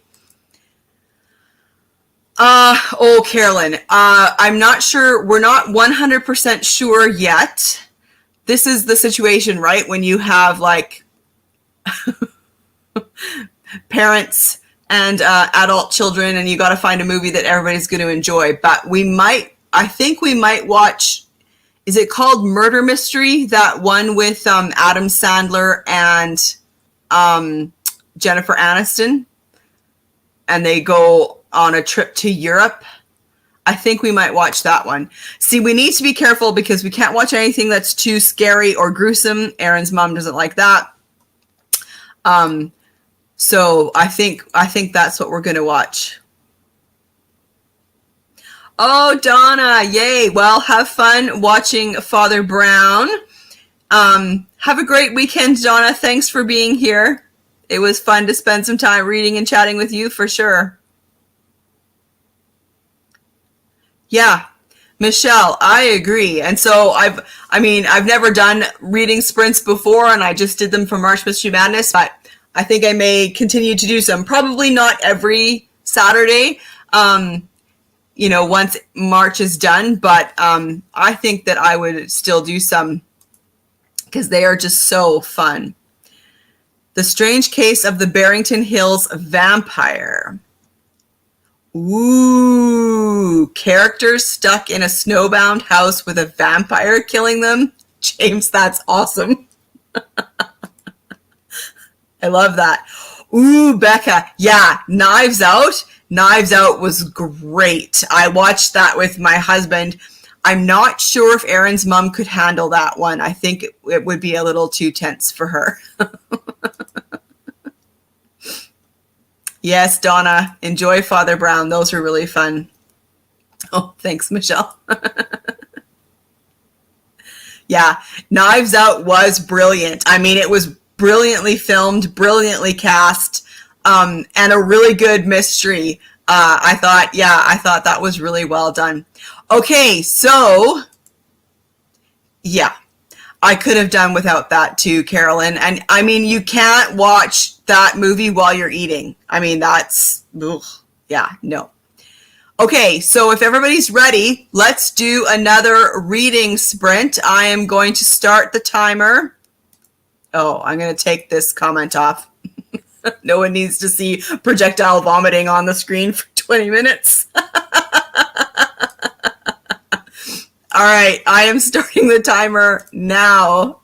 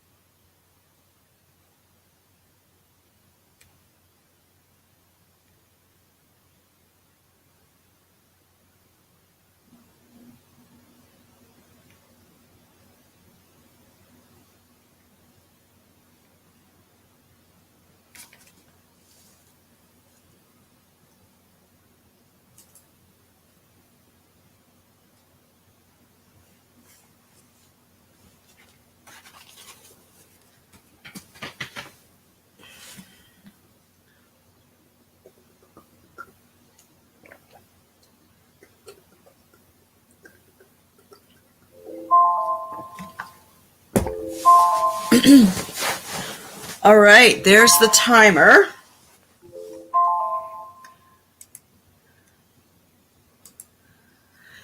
"20 minutes is up."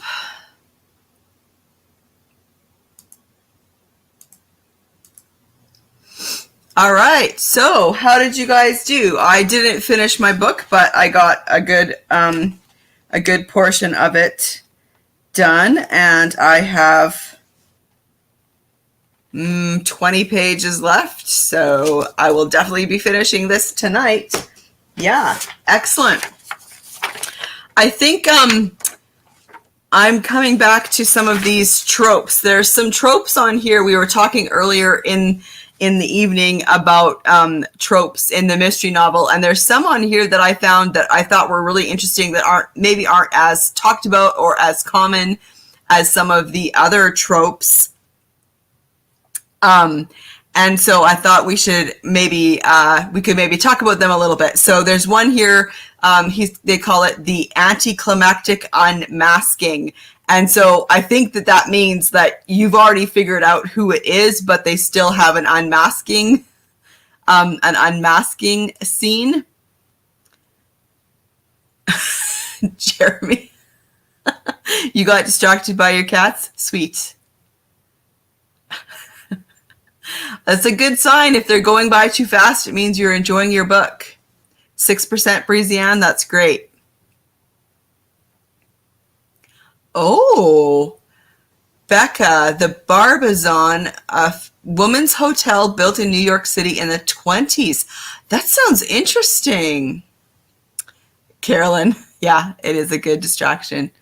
Michelle, knocked out another 12 pages. Very good. All right, so the anticlimactic unmasking. What do you guys think? Like, I think it's funny. I actually kind of think it's funny that's a trope that, you know, you already know who the killer is, but you go through with an unmasking anyway. Like, I think that's a little bit, that's kind of entertaining. So what about the unlikable victim? I mean, the classic example here, of course, is the Orient Express. Murder on the Orient Express by Agatha Christie had a definite unlikable victim. And so, like, that one's interesting because it's kind of one of the only ways where you can have a sympathetic murderer. And these may be a case of a book where the reader might be okay with the murderer getting away with it, depending, of course, on how unsympathetic the victim is. And James, that's exactly right. An unlikable victim does give everybody a motive, 100%, making it a lot more difficult to figure out who the real killer is, for sure. Yeah.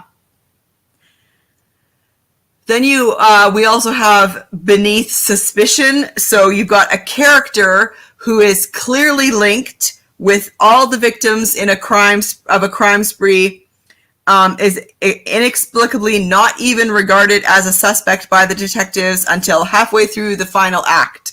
So you've got this person who is definitely connected, but for some reason isn't considered a suspect. And I've been trying to think of a book where that is the case, and I can't think of one off the top of my head.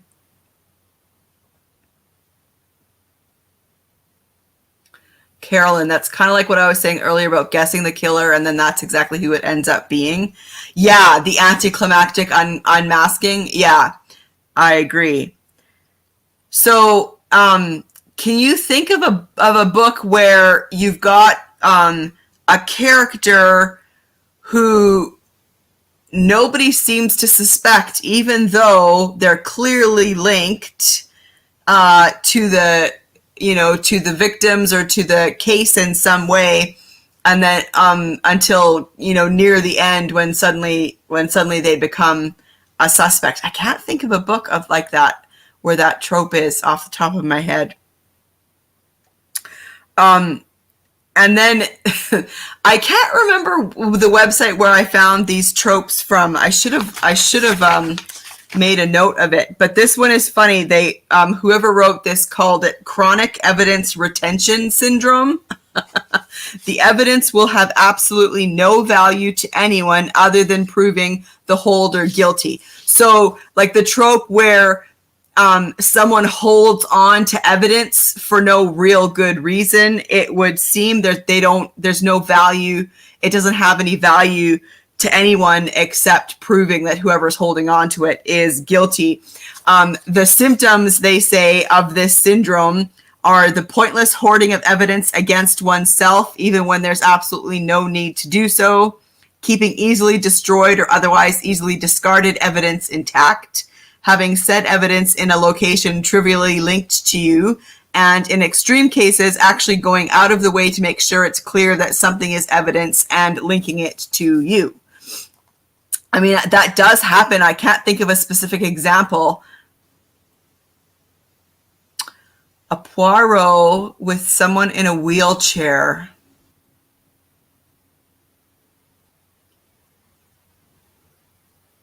Are you thinking of that the person in the wheelchair is beneath suspicion, Breezianne? Is that the one you're thinking of? I'll have to think. Carolyn, I like when the victim is despicable, but because then I don't mind if they die and I often sympathize with the killer. Yeah.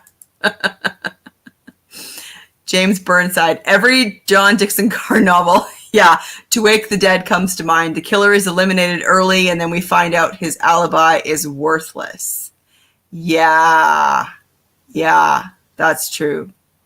I've only read a few John Dixon Carrs, but I do like them. Yeah, beneath. What is that Poirot one where someone's in a wheelchair? I can't think now.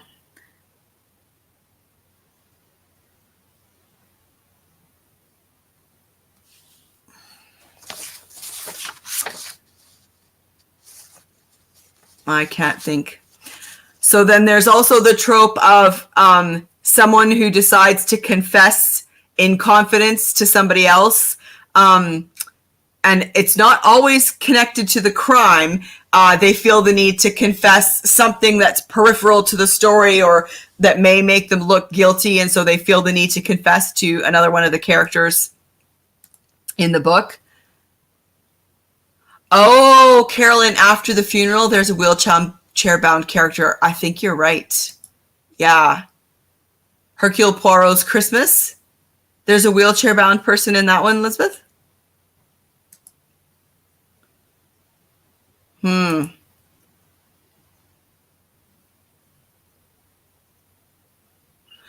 Oh, James likes the trope of the murders following a poem, a rhyme, or a song.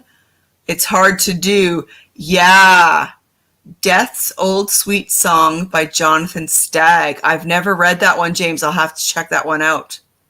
Yeah, I like that one too, especially when it's a bluff. Like you think that it's about the poem or the rhyme, but they're using that to cover up the true motive. I do like that. And you're right. And Then There Were None is a famous example of that for sure.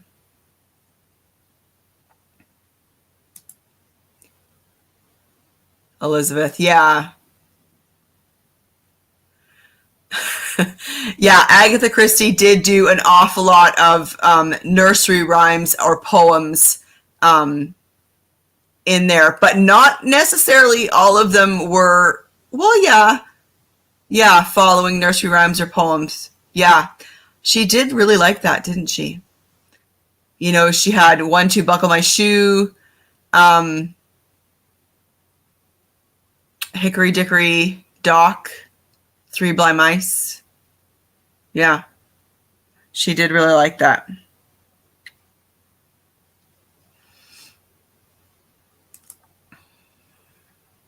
Hercule Poirot's Christmas. Oh, yeah. Pocket Full of Rye. Yeah, that's totally true.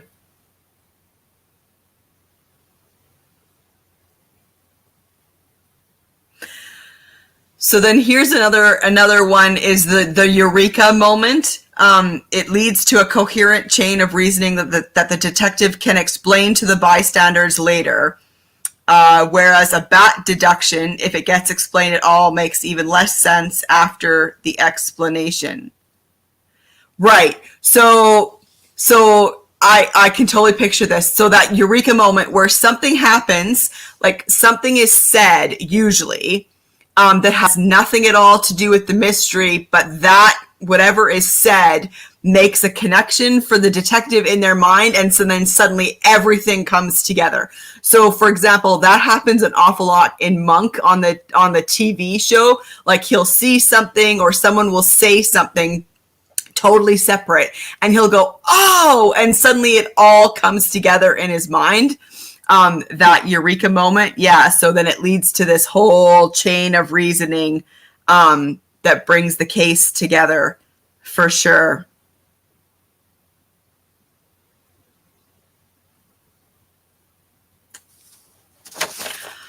All right. So it's kind of fun thinking about tropes that are used and what if they're well done or not. Yeah, Carolyn, you're right. Hastings does that for Poirot. You're totally right.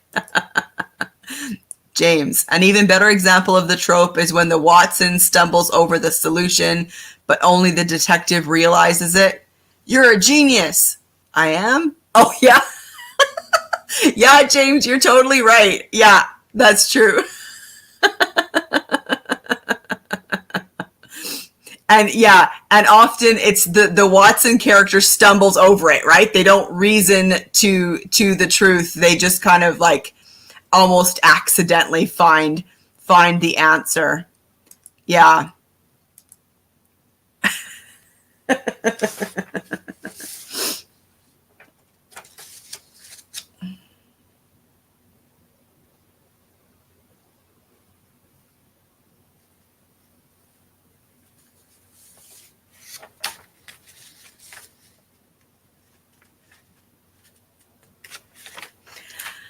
Yeah, very fun.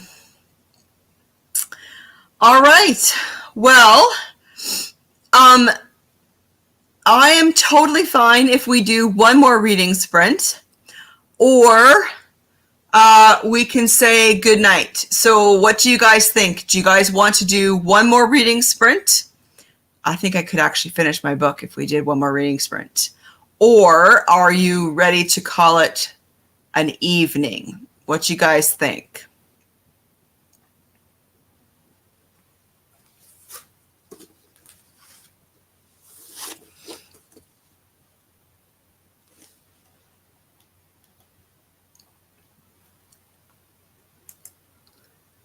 James is off to bed. Yes. Well, thanks so much for joining us. It's been really fun chatting with you and reading with you. Have a good sleep and a great weekend, James. Carolyn, you're happy with one more? Excellent. Aldebeck, one more. Sweet. Ooh, Elizabeth could finish her book too. All right. Well, I think maybe we should do one more. Breezy-Ann's probably going to read a little bit longer anyway. Yeah. Michelle, one more. All right. Yeah, let's do it because I think I could finish my book. Let me see. Yeah, because I think I only have 20 pages left. All right. Well, then let's do it. Let's do one more. You guys are awesome. Jeremy's going to read no matter what. Sweet. Well, then let's read together. Carolyn, sounds good? Okay. Well, then let's do it. I'm going to set the timer, 20 minutes. Let's do another reading sprint right now. I've started the timer. Woohoo! We'll see what we can finish.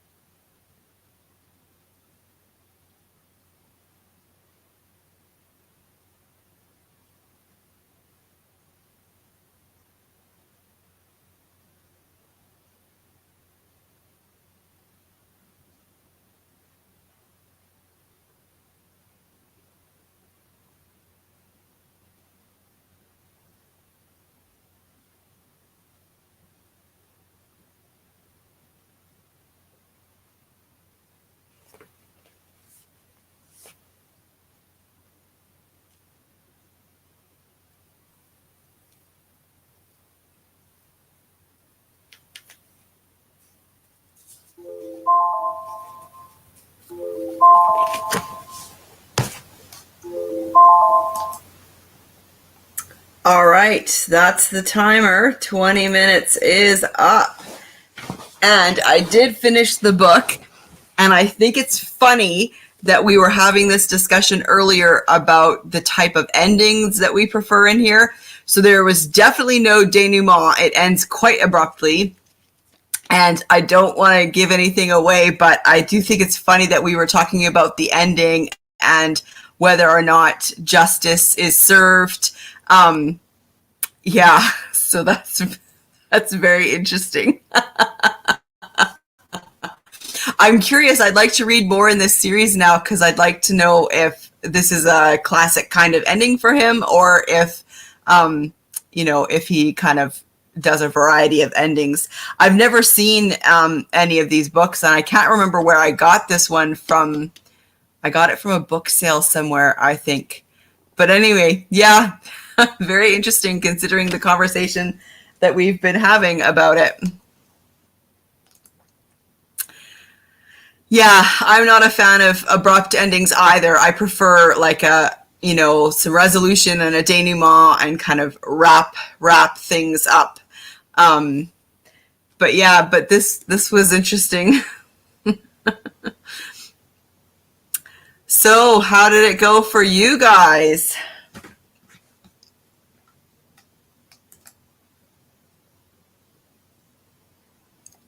Ooh, Michelle, 90 pages to go. So you can finish your book before you go to bed. That's exciting. Excellent. Well done. That's good. Now I have to decide what book I'm going to read next. So now that I'm done this one, why don't I show you my 3 possibilities, and maybe you guys can help me choose. Breezy Ann made it to chapter 9. Enjoying it. Excellent. Okay, so these are all library books, and that have to go back within a week or so. Carolyn, ooh, yours is getting intriguing. Nice. Oh yeah, Motives and Secrets. I love it. So here's the possibilities. This is Murder at Mabel's Motel by G.A. McKeevitt. This is the third in the Granny Reed mystery series. So this is like a cozy series. What I love about this series is that it's set in the 80s. So that's really fun. So this is set in the 80s. A main character is Granny Reed, and it takes place in Georgia in the States. My next option is this, Blood Wedding by Pierre Lemaitre, and this is translated from the French by Frank Wynne. This is very interesting. It's about a girl who is a nanny. She's young, successful, happily married, and then she starts to become absent-minded, misplacing mail and her keys, forgetting where she parked her car. And then she starts forgetting things that she's said and done as well. She gets detained by the police for shoplifting, but she doesn't remember doing it. And so she's confused. There's times of blackouts. Her marriage is falling apart. And then the young boy that she nannies dies while in her care, and she has no memory of it. Afraid for her sanity and of what the police will do to her when the body is discovered, she goes on the run, changing her identity and appearance to evade the law. So, yeah, that sounds really interesting. And the third option is The Sanatorium by Sarah Pierce. This is set in the Swiss Alps. A former abandoned sanatorium has been renovated into a 5-star minimalist hotel. Ellen Warner has taken time off from her job as a detective. Her estranged brother Isaac and his fiancée Laura invite her to celebrate their engagement at the hotel, and so she agrees to go. There is a threatening storm, and the next morning Laura is missing, and the storm closes off all access to the hotel. So this one sounds like an isolated closed circle set in the Alps. So what do you guys think? Michelle votes for Murder at Mabel's Motel. This is a fun series, and I do know I've enjoyed the first two in that series. Elizabeth, you finished. Oh, but you went too fast. You sped up the audio a bit too much, hey? Jeremy, you've got The Sanatorium from the library as well. Oh, you bought it. It was on sale. Oh, yeah. I mean, I love a good isolated closed circle mystery. All right, so I've got one vote for Murder at Mabel's Motel and one vote for The Sanatorium. What do you guys think? Is anyone else going to chime in here and help me choose which of these books to read next? I need some help, please. And I realize these are all very different, which is maybe not helping. I think I'm leaning towards the isolated closed circle. Yeah, that's sounding good. What do you guys think? Elizabeth, yeah, you tried to multitask. Yeah. Breezy-Ann, oh, you had to return it. You ran out of time. You'll have to get it out again then. The second one, Carolyn, you're voting for Blood Wedding. I know, fascinating, right? Elizabeth's voting for Mabel Aldebeck. Ooh, you're voting for Murder at Mabel's Hotel. Okay, that's getting a few. Oh, that's, Breezy-Ann, ooh, you're also voting for Blood Wedding.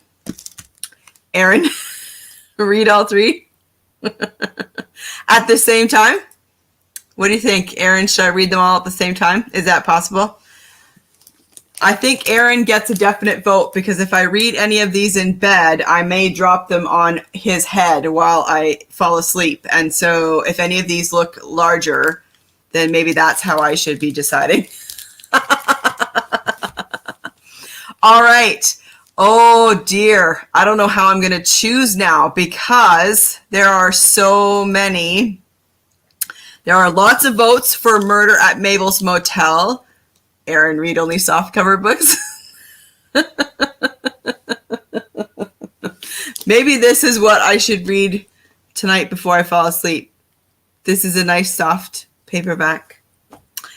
All right, so I've got a bunch of votes for Murder at Mabel's Motel.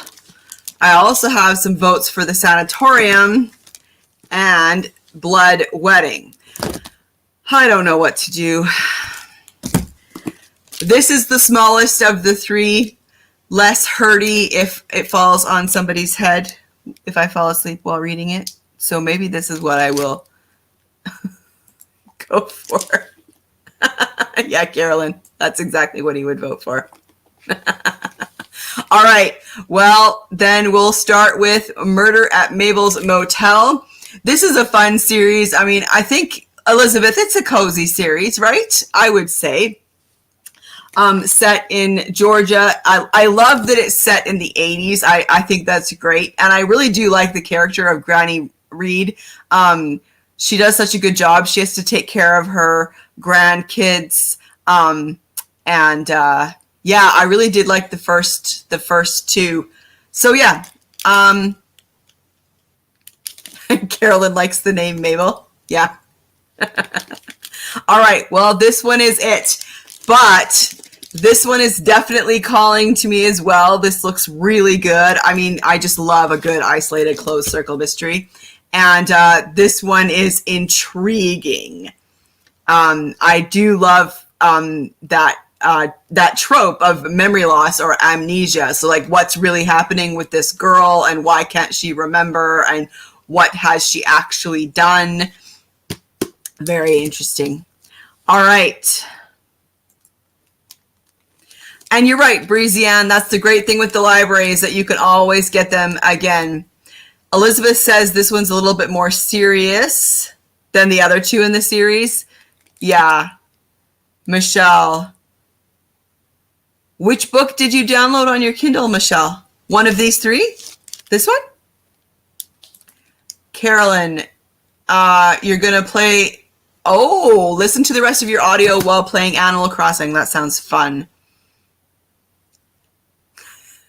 A pet named Mabel? That would be awesome, Breezy-Ann. That's a good name for a pet.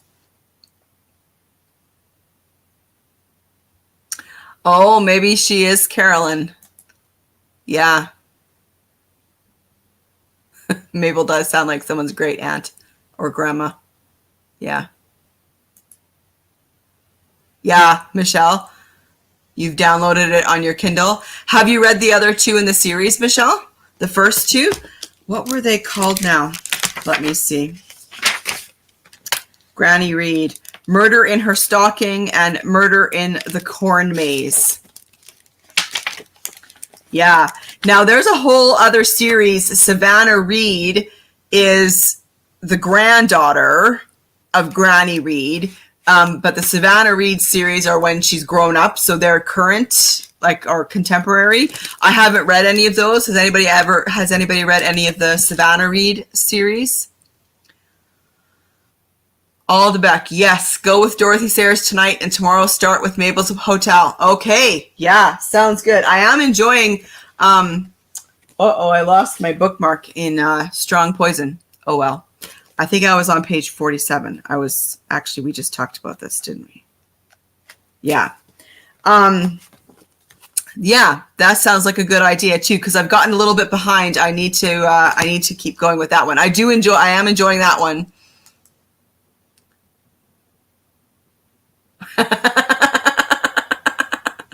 I don't read series in order all the time either. I mean, sometimes it's just a matter of when you can get a hold of a book, right?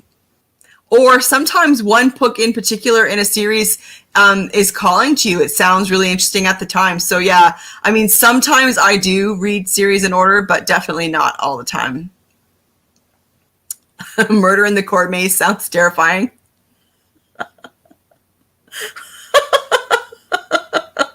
Yes, Carolyn.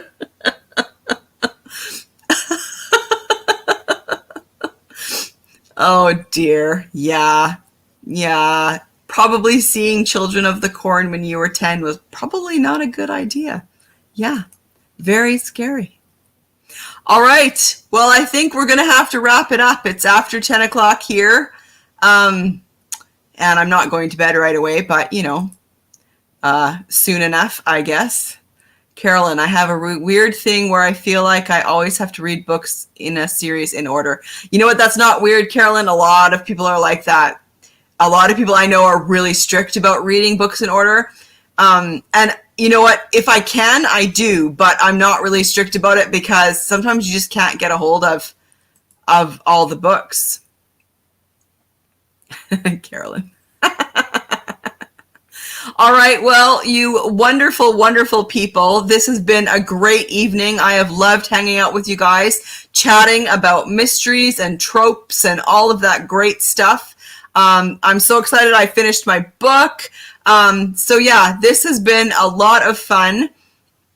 Oh, Breezian. Yeah, great. So next Saturday will be the last March Mystery Madness live reading sprints. And so I will be doing a live reading sprints and chatting at 1 p.m. Central. No, yeah, 1 p.m. my time, which is technically Mountain, or it's sometimes called Central Saskatchewan.